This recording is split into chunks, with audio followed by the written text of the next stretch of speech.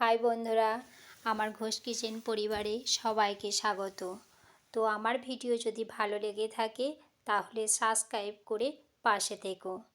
তো বন্ধুরা, আজকে আমি মাছ দিয়ে, ফুলকপি দিয়ে, বেগুন দিয়ে ঝোল কিভাবে করেছি তার রেসিপি তোমাদের সাথে শেয়ার করছি। তো দেখো, আমি মাছগুলোকে ভালো করে বেছে ধুয়ে রেখে দিয়েছিলাম। এদিকে বেগুন কেটে নিয়েছি আর এদিকে ফুলকপিও আমি কেটে নিয়েছি। তো ফুলকপিগুলো দেখো আমি কষতে দিয়ে দিয়েছি। এদিকে মাছগুলো আমার কষা হয়ে গেছে, বেগুনগুলোকে কেটে রেখে দিয়েছি। তো মাছগুলো ভালো করে কষে নিতে হবে। মাছগুলো কষা হয়ে গেলে এবার ফুলকপিগুলোকে কষতে দেব। দেখো আমি ফুলকপিগুলোকে কষতে দিয়ে দিয়েছি।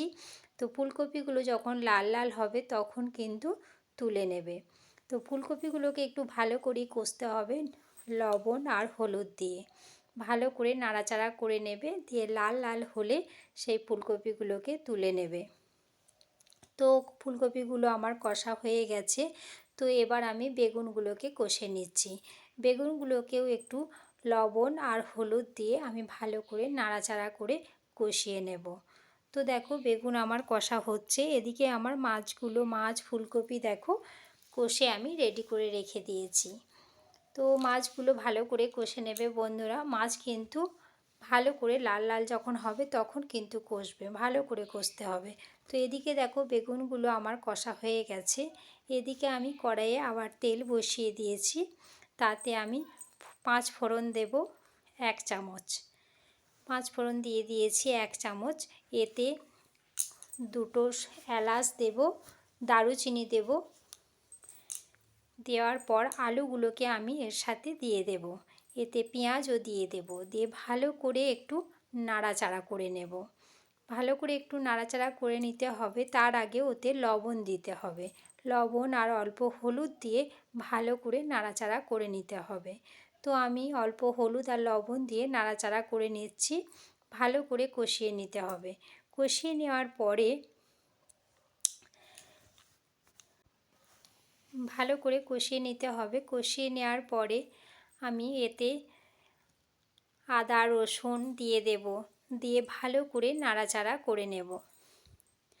আদা রসুনটা দিয়ে ভালো করে নাড়াচাড়া করে নেওয়ার পরে এতে আমি আবারও হলুদ গুঁড়ো দেব 1 চামচ।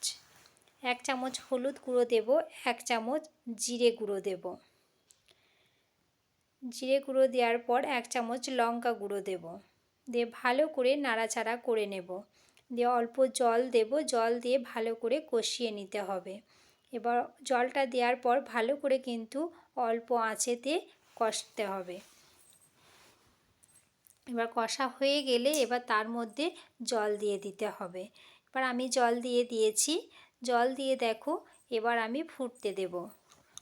জল দেওয়ার পরে ভালো করে ফুটিয়ে নিতে হবে যাতে আলুগুলো এবার সিদ্ধ হয়ে যায়। ভালো করে আলুগুলোকে সিদ্ধ করে নিতে হবে। আলুগুলো আমার সিদ্ধ হয়ে গেছে। তাতে দেখো এতে লবণটা দেওয়া হয়নি, আগে তো লবণ দিয়েছিলাম। এবার যে অল্প পরিমাণ লবণটা লাগবে সেটা আমি এর সাথে অ্যাড করেছি। এরপর যখন ঝোলটা ফুটে উঠবে তখন কিন্তু ফুলকপি আর বেগুনগুলো আমাকে দিয়ে দিতে হবে। তো আমি দিয়ে দিয়েছি। দেখো এবার সব থেকে শেষে কিন্তু মাছগুলোকে আমি দিয়ে দিচ্ছি। তো মাছগুলো দিয়েও খানিকক্ষণ ফোটাতে হবে। ফুটে গেছে আমার। সব থেকে শেষে আমি এতে ধনেপাতা অ্যাড করে দিলাম। তো আমার মাছের ঝোল প্রায় রেডি হয়ে এসেছে। দেখো কেমন হয়েছে বন্ধুরা, তোমরা কমেন্টে জানিও আর এরকম করে তোমরাও বানিয়ে খেও।